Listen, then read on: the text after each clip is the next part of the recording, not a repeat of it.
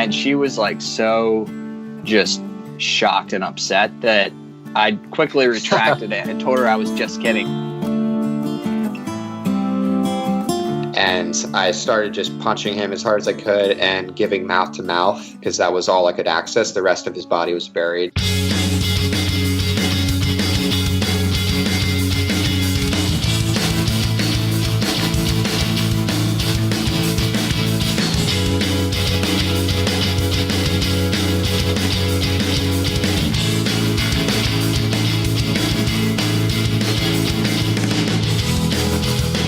Hello and welcome back to the Ben Motorcycle Adventures Podcast, your hub for everything off-road, dual sport, and adventure motorcycle. My name is John. I will be your host. This is episode 31, Ben Motorcycle Adventures Podcast. Thank you for joining, and as always, thank you for listening. On today's podcast, motorcycles, mountaineering, both James Barkman and Allen Stoltzfus join the podcast to relive their adventure on the world's longest road, the Pan American Highway. And hey guys, how long were you out there anyway? I think... Yeah, go ahead, James. There might be a little bit of that. Yeah, I might have to work on this. Take turns. Yeah, so we were on the road about 17 months, and we did a total of about 38,000 miles till it was all said and done. Now, I'm curious, what did your families think about this large-scale adventure that you were embarking on? Pennsylvania to the Arctic Circle in Alaska, down to Ushuia. This is no small ride. What were their thoughts when you told them that you were going to set off and do this? I could take this one. It was pretty good. I think about 2 to 3 years before the trip started, it was kind of in my head to do it. And I remember telling my mom about it. I was like, hey, Mom, I really want to ride a motorcycle from Alaska to Patagonia, the whole way, through South America, everything. And she was like so just shocked and upset that I quickly retracted it and told her I was just kidding and it was never actually an idea. And I don't think I brought it up again for about another year and a half till it was actually like pretty seriously planned. So I think initially it definitely did not go over well, but they started to warm up to it a bit, I think. Nice. Yeah, as far as my family, I've been living on the road in a van and kind of traveling around for a few years. So I feel like this wasn't anything super new to them. My mom was also pretty bummed when she found out we're going to be flying a bunch. But I think they weren't like super shocked because I'd been doing more of the same sort of thing. But yeah, I feel like my family would definitely preferred that I would not have done it. So, James, you're a professional photographer, is that correct? Correct. Mm-hmm. And Alan, what do you do for work? I'm a mechanical engineer, so I graduated with that degree, and the next day left on the motorcycle trip. So, wow, okay. I'm a recent engineer. I got a job since I got back, but pretty fresh to it. So it's pretty wild. The day that he graduated, like he said, he got his diploma, and we literally hopped on our bikes and left. So it was like the moment that he graduated. Yeah, it was pretty good. Something I wanted to ask you guys about. Obviously, you finished the ride. You're back. What's it been like transitioning off the bike and back into that everyday life?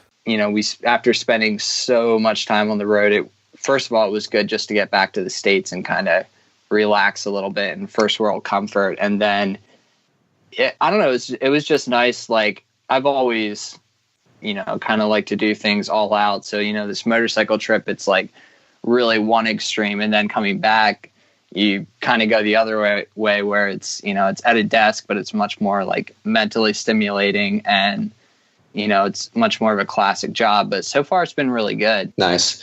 Yeah. For me, I would say coming back didn't really necessarily look like Alan.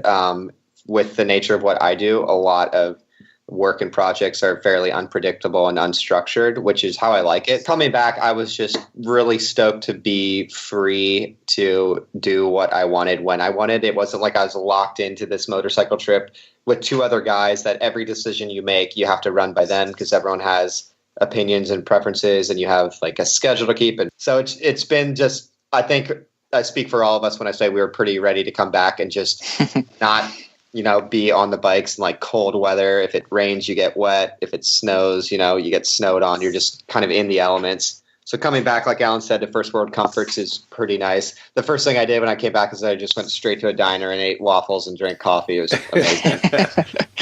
Absolutely. Perfect. I thought maybe you'd say In-N-Out or something like that. Hey, I'm wondering, you guys, maybe Alan specifically, you're sitting at your desk. Do you ever just kind of drift off into thought and recall some of this trip while you're working?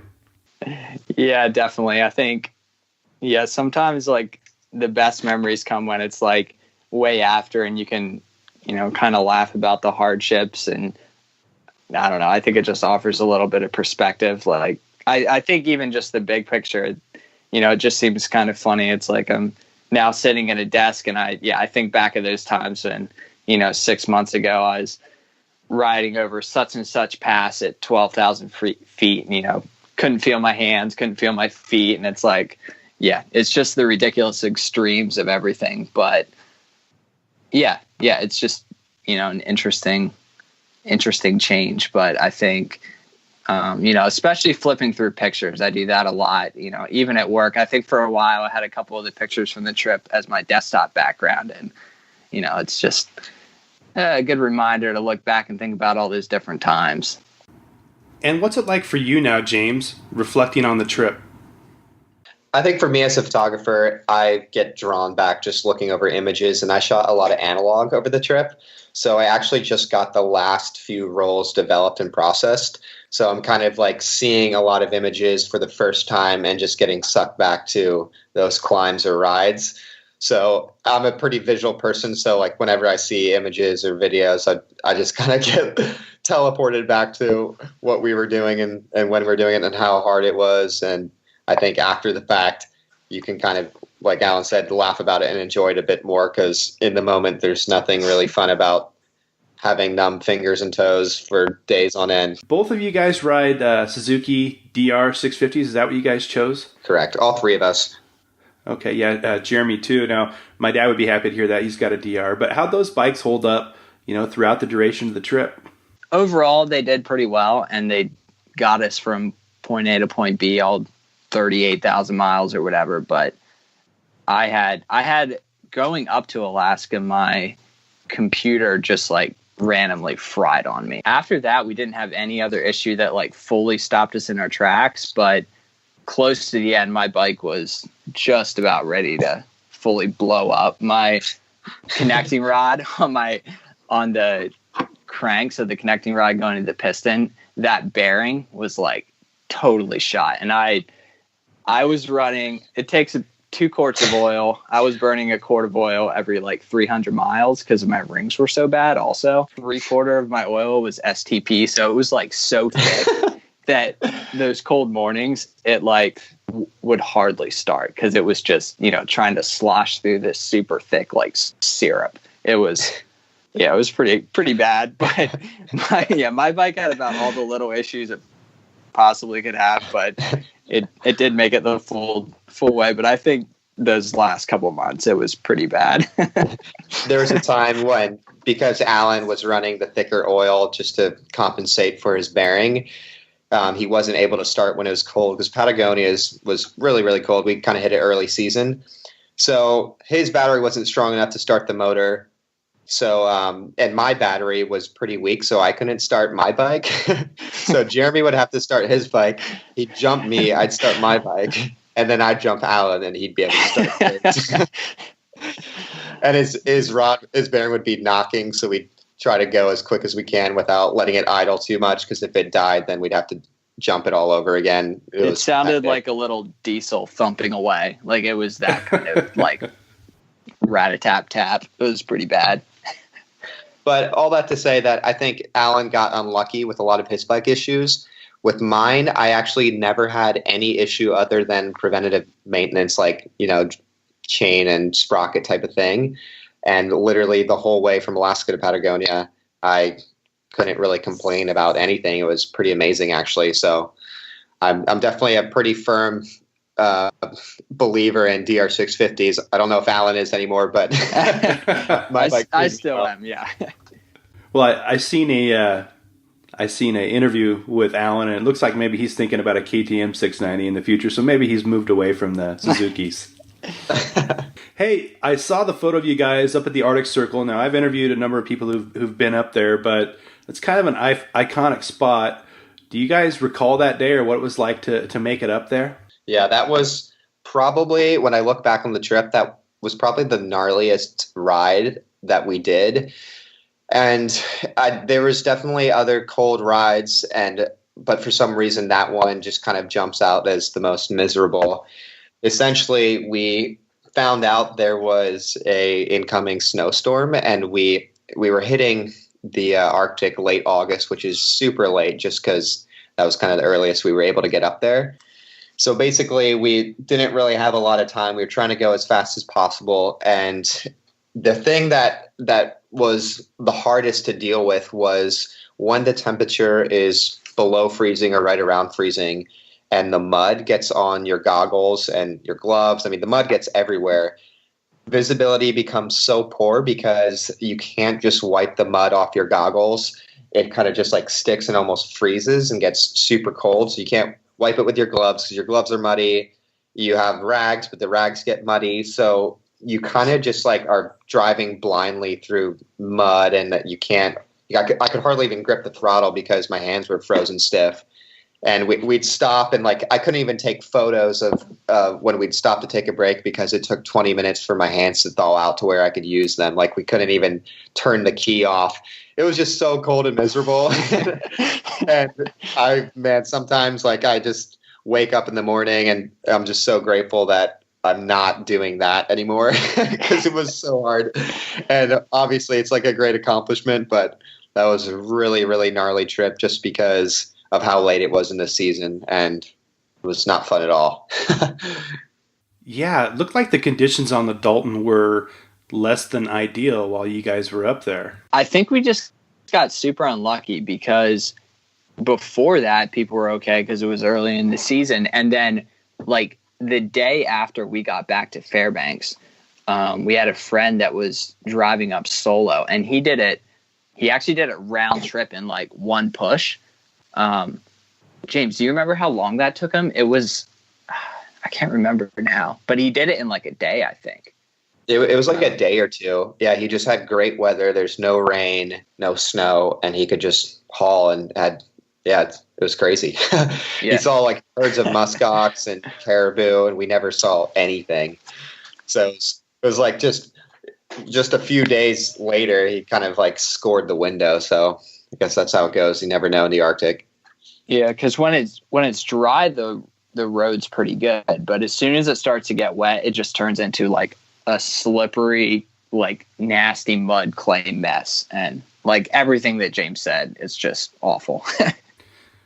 Yeah, I saw some of you guys' photos, and we interviewed Aaron Steinman, and he rode the route. And like you said, he rode it in one push because the conditions were really good. He knew the weather was coming. He said it was amazing, but like you said, 6 inches of mud, that's a whole different situation. A little bit of spin on your guys' trip. You climbed Denali while you were in Alaska and a bunch of other notable peaks. Can you talk to us a little bit about the mountaineering aspect? How long have you guys been climbing mountains, and then why did you decide to incorporate mountaineering with this motorcycle adventure? The whole trip was definitely Alan's idea. He was kind of the one that came up with it first. And originally we were just going to ride the Pan Am from Alaska to Patagonia. And I've been a climber for a number of years, but more so rock. And as of recent, I've been getting more into alpine. And I'd done a few alpine routes, but I had definitely never done anything like Denali, like we did.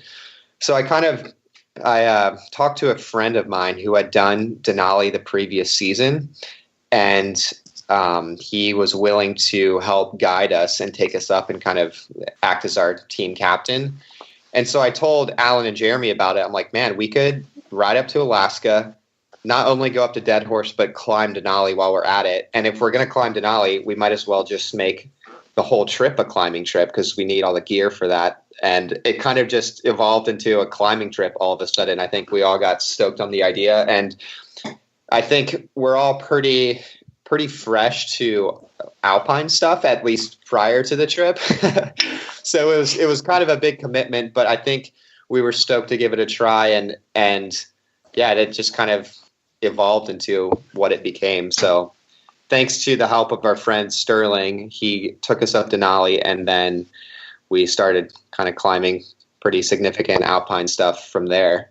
So way back, probably like 3 years before the trip, Jeremy and I, had always, who's the third guy that went on the trip, always talked about doing it. Didn't really have climbing in mind to go with it, but, we were big into hiking. We would have definitely been camping. And I think it might have naturally progressed to where we, maybe did a few like pretty small climbs along the trip, but it was really cool to do that like right from the start. And it really helped to set the stage for the rest of the trip. So, yeah.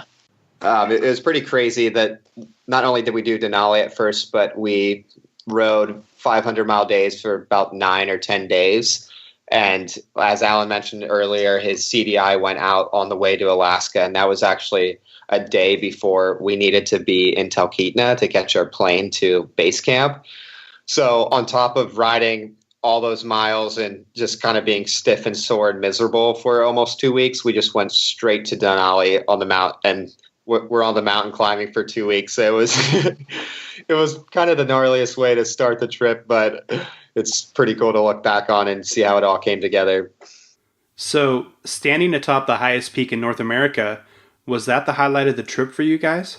Probably not, but when I got to the top, I mean, I'm generally like not a super emotional person, and I remember I just broke down and cried. Like I just hugged Sterling and I was just crying because it was just, I don't know, I guess after working that hard and making it up. And yeah, I don't even really get emotional usually climbing a mountain or something, but I definitely remember that. So I think in some ways it really was one of the biggest moments. So in Alan's defense, about 10 minutes before we summited, he fell off the ridgeline at 20,000 feet and almost died.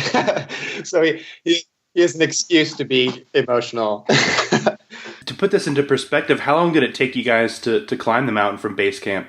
So we were on the mountain for 16 days, and it took us 14 to get to summit. So 14 to the top and then 2 days back down. So it was 14 miserable days. We got stuck at 14,000 feet for 7 days in a storm. So granted, we weren't climbing every single day, but it was it was 14 long days, that's for sure. So is Denali, similar to Everest in the aspect that maybe you climb up a ways, camp overnight, and then you have to drop back down in elevation to help acclimate, or can you do the whole thing and just work your way up? You wouldn't have to go back and forth, but for acclimation purposes, but you do just from a gear standpoint. So when we started out, we each had about 110 pounds of gear. And so at the very beginning, from base camp, we were able to take all our load. But as soon as it starts to get steep, you're back and forth varying loads. So it'd be maybe you camp at 10,000 feet and take half your load up to 13, sleep, come back down, sleep again, and then the next day take that second load up. So most of the mountain we did twice, or like at least that big middle section of elevation. So you're definitely back and forth a lot. Definitely. Yeah, you follow the climb high, camp low principle. So you go higher, cache gear, go back down, sleep low, and that just helps with acclimatization or acclimatize, just helps you acclimatize. And Sterling, our friend and guide, kind of had the battle plan for all of that. So it really helped myself acclimatize and all of us. So we still got super sick. We'd climb high and camp and be puking our guts out. But I think if you did just even say you didn't have all the weight and you just started climbing, I think you would get really, really sick. I don't know anyone that could just do that without spending days acclimating. Yeah, if you do that in 3 or 4 days, you get close to the top and A, die, B, get super sick, or C, just crawl back down. But you definitely couldn't, you'd probably die. With a clear head, you could actually legitimately pretty easily kill yourself just going straight up. So either way, it's a slow and steady approach. I noticed you guys worked a little bit while you were in Alaska. Is that how you helped kind of finance the other portion of the trip? I think before the trip started, even James I'll let him talk about it, but he had a job lined up. So he did that over the summer after we climbed Denali. And then Jeremy and I, during that time, each found summer jobs up in Alaska. So I was commercial salmon fishing, and Jeremy was running dog sleds on a glacier for like a tour guide service. So we both like got this really classic look at, at like classic Alaskan jobs. Between dog sledding and salmon fishing, I think that's kind of as good of an experience as you can get. So yeah, I salmon fished for like 2 months. So that was a lot of fun. Yeah. And like Alan said, I flew down to the States and over that time and shot a project. So I was kind of hoping that I would also have that type of Alaskan experience and fish or something. But the project I work on was in the States. So that's what I did over that time. And then we all regrouped after the fact. Now, everybody that I've interviewed that's been to Alaska, I have to ask them this question. Are there vicious mosquitoes in Alaska, man-eating mosquitoes up there? I guess we didn't really. I think we got super lucky and kind of missed them. I know, Alan, I guess you like worked over the summer, but I think you were low enough and like on the coast, so the wind kind of keeps them at bay. Yeah. So I've been to Alaska before, and I can testify that the mosquitoes are definitely man-eating.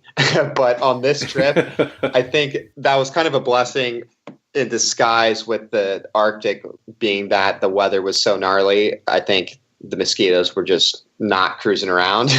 So if the weather was nice and there wasn't any rain or snow, I think there would have been a ton of them, but that kind of kept them at bay, I believe.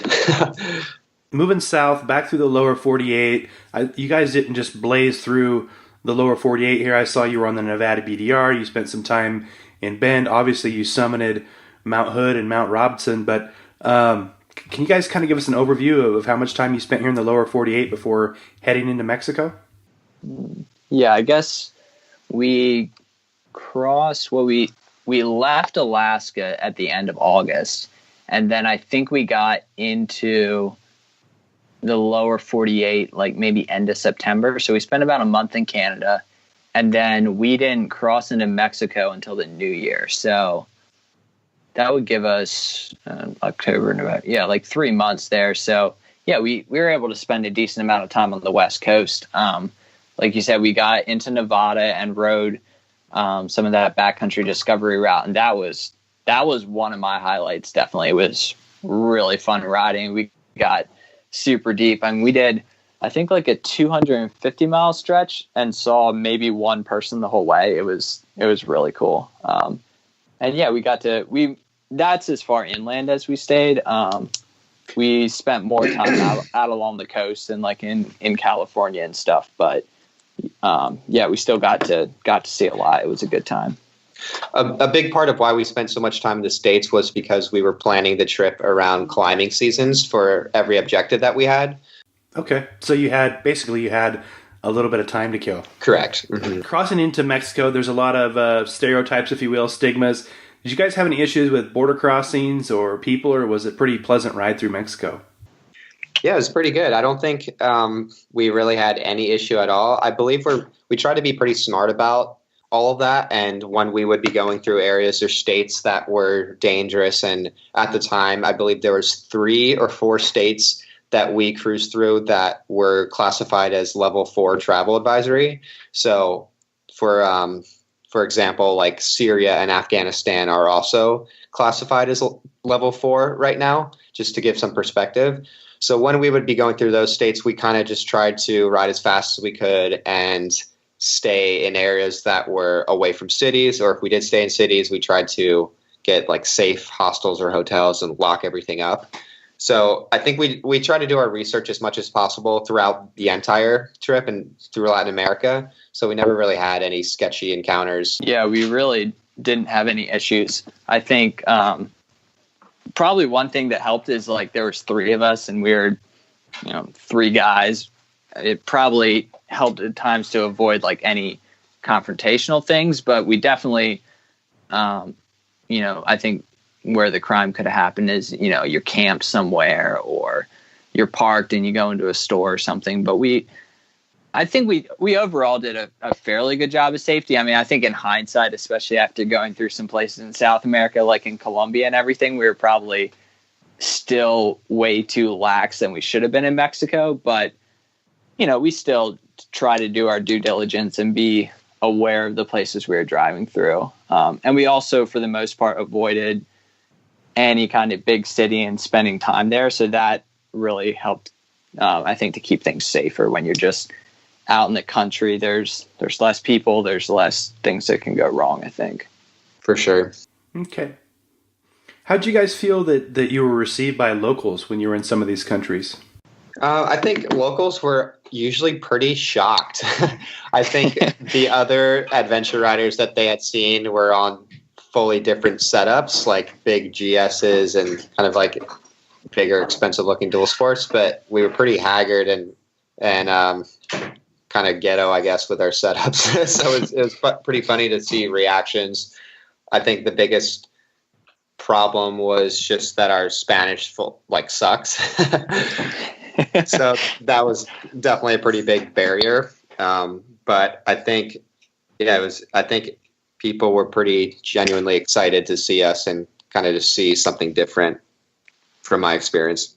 Yeah, I think so as well. It's like for the most part, people were just super interested in what we were doing, where we were going. And, we got a little better at answering those kind of questions in our broken Spanish, but I think we would have even better things to say if our Spanish speaking skills would have been a lot better, because we really didn't face a lot of negativity at all. So, some places are better than others, but yeah, for the most part, I would say as a whole, we had a very good experience with everyone we met. I'd be curious how you guys chose to navigate the route. Did you just use cell phones, or did you have a GPS, or? Good old Google Maps. I think probably before the trip, if I would have had more money to spend, I would have got like a nice, Garmin GPS or something. But even now in hindsight, I think I had like a Galaxy Active phone, so they're waterproof and, a little more tough than your regular cell phone. And I just had that, on a phone mount on the front of my bike, and I just ran Google Maps like pretty much all the time. Actually, after the trip, and Maps Me as well. In some places it does better where it's more of like a trail rather than a road. It kind of depends, but between those two, and also Maps Me, you can download like really large areas for offline use. So between those two, you can pretty much map anywhere. And after the trip, I'd ran Google Maps on my phone so much that there's just like a big screen burn on the screen that just says like Google Maps on the top, because it was on like, pretty much whenever we were riding. So that's eventually hilarious. It just got printed in there. Yeah, I think Maps Me is one of the best resources to use for something like that. Not only for riding, and like the whole Arizona trail was just a route that we loaded into Maps Me and followed it.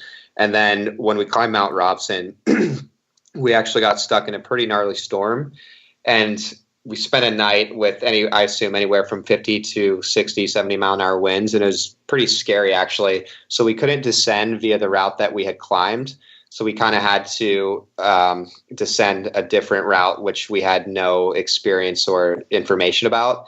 And the route for the descent was on Maps Me. So we were able to just kind of like follow it and piece it together in pretty gnarly terrain. Very helpful. In whiteout terrain. And it's crazy. Like anywhere you go, anywhere where we went, there's like obscure trails on mountains or even on just like highlands in Peru. It's almost like everything shows up on Maps Me. So I was pretty impressed with that as a resource. Oh yeah, I haven't used that app yet. I need to check that out. Hey, when did you guys come upon the Atacama Rally? When was that? That would have been, it was like northern Chile, kind of in the desert more. Yeah, a couple hours south of Santiago, I guess. So north central. And that would have been sometime in the fall, like maybe August, I think. And that was like a pretty chance encounter. Like I, posted my thread on Adventure Rider and kept that fairly well updated. And I think when we were like, maybe a couple days out from there, and it was pretty much right on our path, someone commented, and it was like, hey, there's this rally going on in a couple days. And I was, familiar with rally racing to an extent, but not really that much. And then I was like, oh yeah, that sounds cool. And we stopped by, and it ended up being one of the cooler experiences on our trip. Yeah, I was curious if you got to take in any of the rally or check out the bikes. I saw some photos. Those are pretty impressive machines. Yeah, it was pretty awesome. With this rally, it wasn't necessarily geared for spectators. It was just kind of like rally racers and their crews. So we kind of just rolled in and like camped with everyone there. We were like hanging out with Toby and the Honda team and like all these professional rally guys, and it was pretty cool and pretty unique. We were kind of like equally intrigued by each other. They were pretty blown away to see our bikes and setups and hear where we had come, and we were obviously pretty kind of blown away by what they were doing because we had at that point none of us had really seen rally up close. It was a pretty awesome experience. Yeah, you guys show up and say, "Hey, we're here. We're ready for the rally. We got our DRs lined out." Yeah, pretty much. Obviously, being in a whiteout on Mount Robson, but what other types of hardships did you guys experience along the way? Yeah, for me, I think like when it comes to climbing and stuff, I'm kind of I guess don't mind suffering. It's part of the experience and adventure. But for me on the trip, a lot of the difficulty and hardship was mentally, and just kind of some days you wake up in the rain, ride all day in the rain, go to sleep in the rain, and then just do it all over again. Or maybe it's snow or it's the cold, and you just don't really escape. And it was kind of an interesting thing just to experience that like kind of mental strain in a way that I had never experienced before. So that, of course, affects your attitude and mood and just kind of general outlook on the trip when you're in really intense environments. And not only when we're riding, but obviously on climbs as well. There's just some really, really hard like days. And so I think that's mentally, I think just in hindsight, I feel like I probably speak for all of us when I say it's not intimate, like something that's physically challenging isn't very intimidating to me. It's more so just the mental challenge of expeditions and like kind of difficult trips is what is the real challenge, I believe. Yeah, definitely. I would agree with that. I mean, now looking back on the trip, there's definitely those times when you're like, man, I was so cold and so miserable. But I think even the bigger side is, just when you're, well, first of all, it's three guys and you're in this like super close environment. So, something can, set me off, and it can really easily just set the tone for that day, that week, and just make things, miserable or whatever. And it's this really interesting dynamic because, then sometimes you might be doing some intense riding, or you're on a climb that like really like beats you down and stuff. So like, yeah, I wondered about the mental rigor of that every day, basically starting over every day, and you guys have to go through a system to get the bike started toward the end of the journey, and that type of stuff probably wears on you mentally over time. Absolutely. I wanted to ask about, I came upon this last night, but the situation with Jeremy and the avalanche, can you go into a little bit of detail about that? Yeah. So Alan was actually in the States over that time getting medical attention for Lyme disease. So when Alan flew back, Jeremy and I kind of just determined to climb as much as we could and wait to hear what would happen to Alan. At that point, we weren't sure if he was going to come back or not. So we were kind of just waiting around. So essentially, Jeremy and I left on this climb called Chopikauki. And at that point, there hadn't been any ascents that season.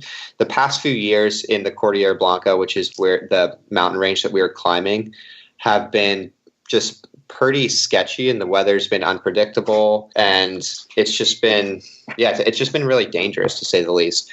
So we were aware of that, but if you don't take advantage of weather windows, you never really know when the next one is going to come along. So that being said, we saw a weather window for this mountain.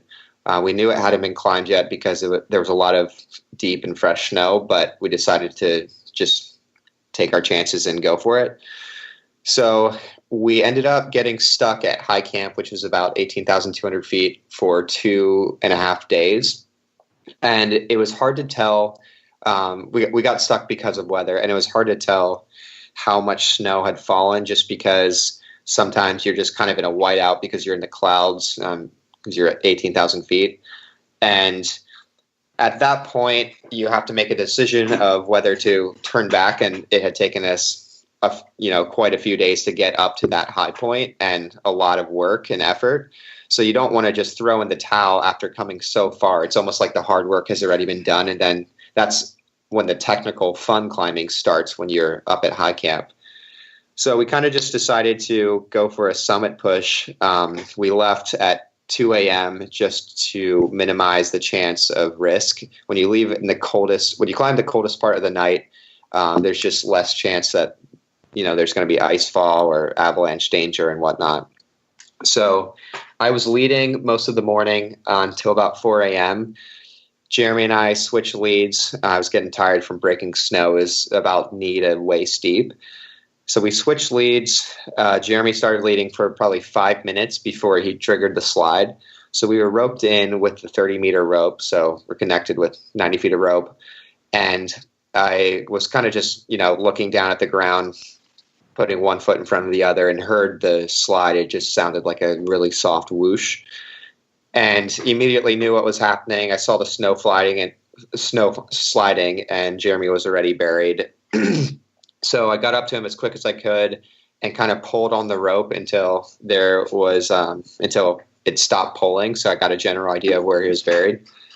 And I kind of just dug pretty frantically until I found him. He was about 5 feet deep, and it's pretty hard to dig without a shovel because we were going pretty lightweight. So I just was digging with my hands. And at that point, I don't know how much time had passed. I feel like it could have been anywhere from 5 minutes to 15 minutes. It was a pretty trippy experience for me. So it was, I wasn't really keeping track of time. It's hard to explain. But when I found him, I found his head, and he wasn't breathing, and he was like all purple and kind of white. And I started just punching him as hard as I could and giving mouth to mouth because that was all I could access. The rest of his body was buried. Only half his face I had dug out. And I did that for a while. He still wouldn't wake up. So I was kind of starting to freak out, and then just kept giving him mouth to mouth as best I could and like punching him and yelling in his ear. And he started breathing really slowly after a while. And then I kind of kept doing more of the same, and eventually he took a gasp and woke up. So it was pretty crazy. We got out of there as quick as we could after that, and once we realized how dangerous it actually was, and just went back to town. So that was kind of what happened. I think that's about as close as you can come to surviving an avalanche, and quite a few climbers lost their lives that season around us. So I think we were definitely pretty grateful to be alive. So yeah, that's the avalanche story. Alan, what did you think when you heard about this? Yeah, well, from my end, it was definitely a lot different. I found it interesting even before that happened. I felt like so invested and so like a part of them that, yeah, it was just interesting. And I think I started to understand a little bit probably what my parents feel on a daily basis during the trip. But I felt this kind of weird and interesting, like, I don't know, fear or dread. That's probably a little extreme, but just like a responsibility for them. And then, it was strange. I was even like extra kind of apprehensive over the time they were doing that climb. And yeah, definitely like when I heard everything that happened, it just seemed like super real because whenever they were out on, I think that was maybe like the third climb they had done since I had come back to the States. And yeah, it was extreme. I think I don't know. It was just a far different perspective than what James encountered. And it wasn't as extreme. I wasn't there digging Jeremy out, but it was also super real at the same time. So, yeah. Yeah, because the trip was originally your idea, so I'm sure there was some sense or air of responsibility for your friends too, kind of in a weird way.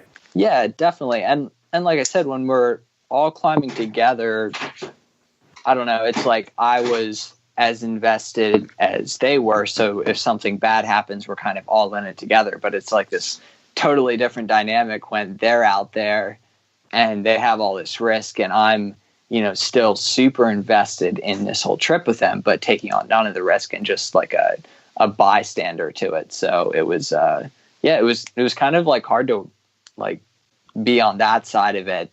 Whereas when you're on a climb with people, you're, like I said, you're all kind of in it together. So it's just, a lot different. Okay.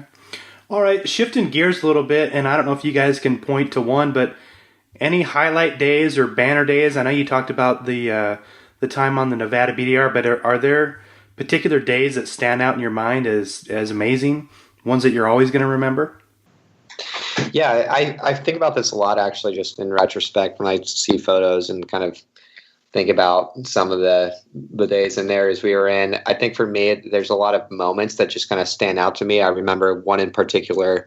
We were in Alaska, and it was kind of like peak fall colors with the leaves. And we were camping at this one area, and we heard that there was a good salmon hole up the road. So I hopped on the back of Alan's bike, and we had met another friend kind of cruising through Alaska. So he was driving with us. And it was just this moment that stands out in my mind. I was smoking my tobacco pipe. I had my rifle in my hand. We're kind of just all hooting and hollering because the leaves were so beautiful, and it was just like this gorgeous Alaskan sunset. And we were going to fish, and it's almost like, the climbs and some of the accomplishments we had were great, but it's just interesting how some of those like kind of subtle moments where you're just bonding with your friends and making memories is what it's all about. And that's a lot of moments like that stand out to me. So I feel like I could talk all day about things like that. Yeah, I think for me, there's a million moments. One that I often think about is when we climbed Mount Hood, and it definitely wasn't like one of the biggest climbs on our trip. And it was just, we showed up there at like maybe 10 or 11 PM, and we were back down from the summit at like 9 AM. So it was just like an overnight mission. But probably like 2/3 of the way up, there's a decent amount of rock and ice fall there. And right in front of me, I was leading the guys, and probably like 20 or 30 feet in front of me on this pretty steep slope, this like big ice ball just goes like whizzing by. And I was like, at that point, I was just totally over the climb. I was like, this is ridiculous. I was like, I'm not trying to die on Hood on like this basic route. I was like, it's just not worth it. And I think if it would have just been me, I think I would have just turned around. But, we were there just like on this like 45-degree slope, just talking about it for a while. And, we finally got on the same page and kept going. And then we made it to the summit like just before the sun came up. And it was maybe the most beautiful sunrise I've ever seen. It was just like, it was awesome. And after being like pretty, in a way, kind of like upset that I was like doing this dumb climb and like almost got hit by this hunk of ice, then just to have that like awesome sunrise, it was so cool. And I remember just like the massive like shadow of Hood you could see like out like way past us as the sun was coming up. It was just, it was amazing. That was a beautiful sunrise. It was a real tearjerker. I might have squeezed a few out. Hey, in the moment, right? Yep. So I'm pretty envious of you guys. You got to share this experience. You guys have all been friends for quite a long time. Do you think the ride brought you guys closer together? Yeah, I think in a lot of ways it did, and in a lot of ways it didn't. I think one of the lessons that I learned from the trip is that at the end of the day, the people that you do life with and the people that you do trips and adventures with are ultimately what's going to matter, not so much what you did, but more so who you do it with. So I'm grateful for that. And like, as cool as some of the accomplishments that we did were, I'm just grateful to have some of the memories with my friends that kind of trump the experiences of adventure. So I think I learned a lot about just myself, and I think for all of us, the trip was very kind of self-defining. And there's a lot of days we didn't get along. There are a lot of days that we did get along. So yeah, it's kind of hard to sum up something like that, but some of the life lessons that I learned from the trip that I'll take with me forever, I think I'm really grateful for. Yeah, I would agree. I think I realized fairly quickly into the trip that while I'd spent, all this time, preparing and dreaming for like all these cool adventures we were going to do, I quickly realized that it's really so much more about, like James said, who you're doing it with. And even now looking back, like I look back on and value the most just the memories that I made with other people, as opposed to, I climbed this mountain or I rode this trail or something. It just kind of fails in comparison. It's not near as valuable to me. And there was definitely some really high points with, all of our relationships. There was definitely some low points and stuff, but it was a really good, I know I really grew a lot, and we definitely all did. And we did that together. So I really value that.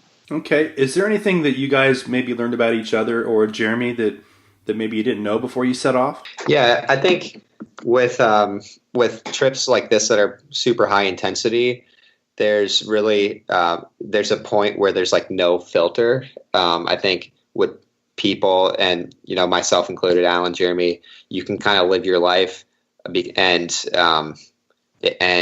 you, not that like a filter is a bad thing, but I think when you do something that we did, there's just a point where the filter is completely removed, and you kind of just relate to each other without one. So I think that's like really interesting, just to see how to get like insight into my own life and how I act and react, and into Alan and Jeremy's lives.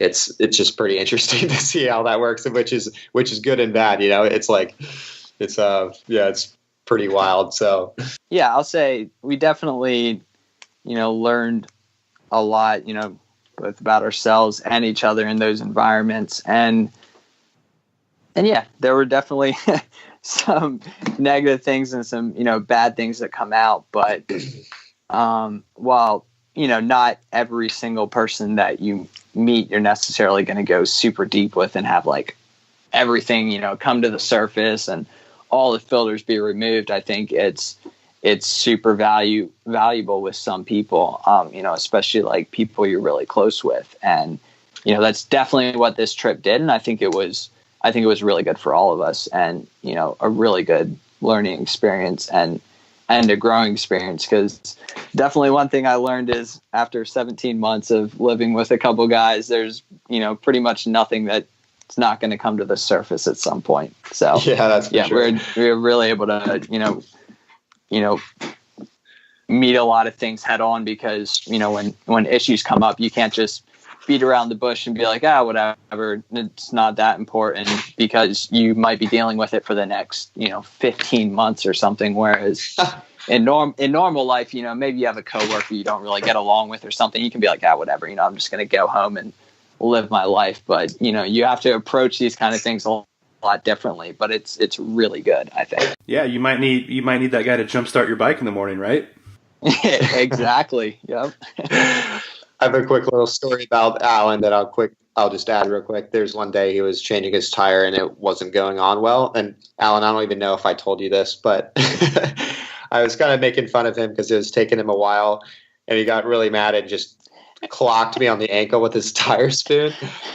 And it hurt so bad. I like maybe sprained my ankle or something. So I was pretty mad for probably that day and the next couple.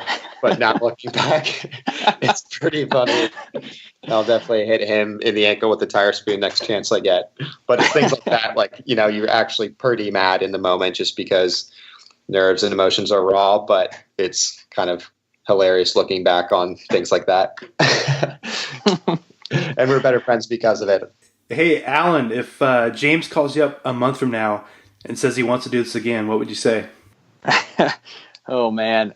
Well, at this point, I'm definitely not going to do another 17-month trip. But if he was like, hey, I have these plans for this month or two long thing, I think I'd be all in now. I have to look a little bit different now that I'm trying to hold down a real job. But I think, from an act trip perspective, and if James is like, hey, I'm throwing something together, I'd be on it tomorrow probably if I could at all make it work. Any regrets from the trip? Yeah, I wish I would have learned Spanish a little better. That's the biggest regret. That probably would have helped.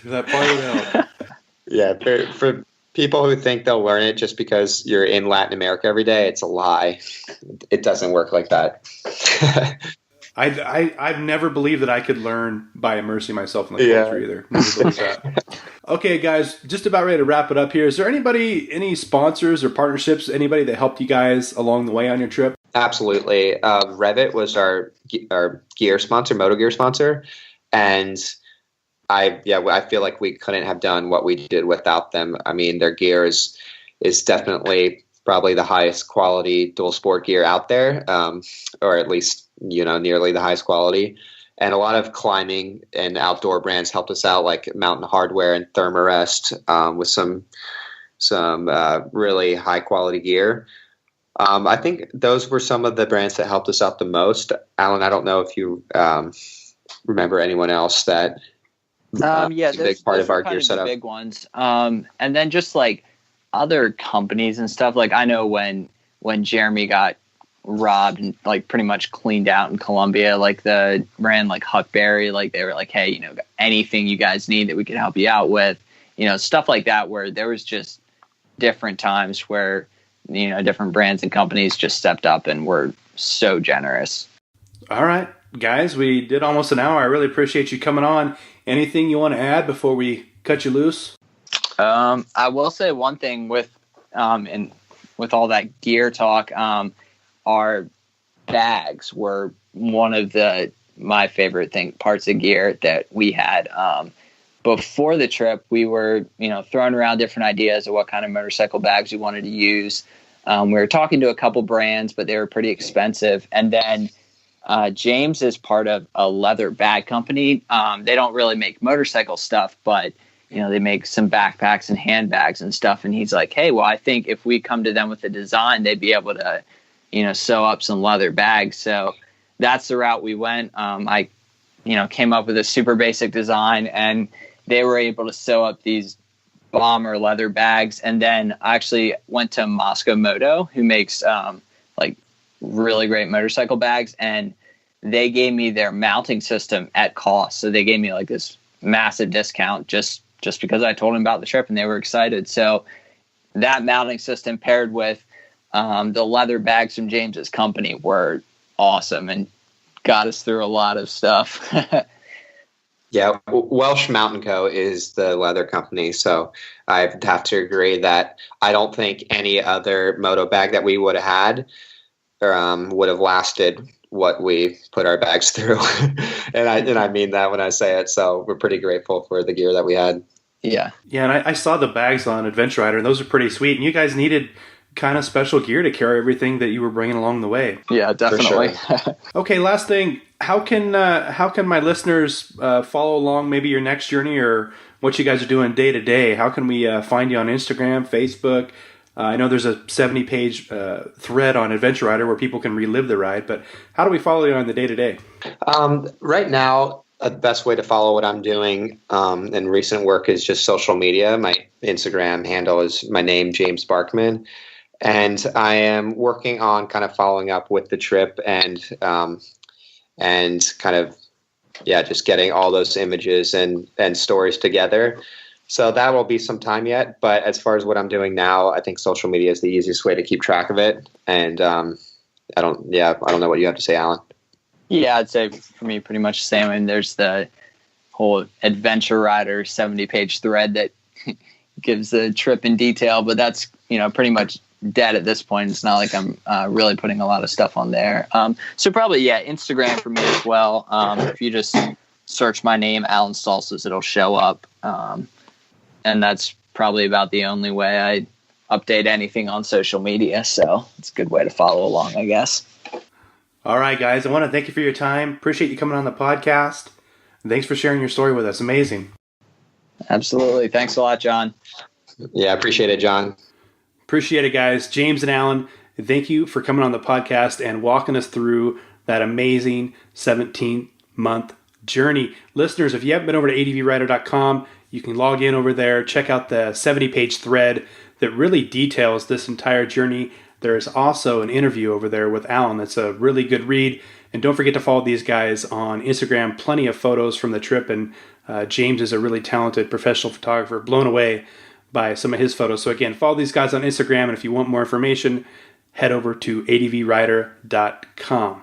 Now, if you're looking for off-road, dual sport, or adventure motorcycle tours and training, head on over to our website, bendmotorcycleadventures.com. Looks like prime time riding here in the state of Oregon is going to be May through July this year, just due to snowpack. But we're getting a ton of inquiries. British Columbia, Southern California, it's going to be a great year. Again, guided motorcycle tours, dual sport rides, off-road specific rides. And we've actually booked quite a few training sessions this year, especially on the larger ADV bike. So it's going to be really handy when we pick up that 790. But again, bendmotorcycleadventures.com, off-road, dual sport, and adventure motorcycle guided tours and training. You want to check us out. All right, guys, next episode drops on April Fool. So April 1st, 2019. We do not have an episode releasing next week. And truth be told, I've just got to spend a fair amount of time prepping motorcycles and laying out some more routes. We've got a lot of upcoming rides and tours, so that is where I'm going to focus my energy. But rest assured, April 1st, we'll come out with another episode. And until then, we'll see you guys. Take care, and I hope you get out there and enjoy some riding. We'll see ya.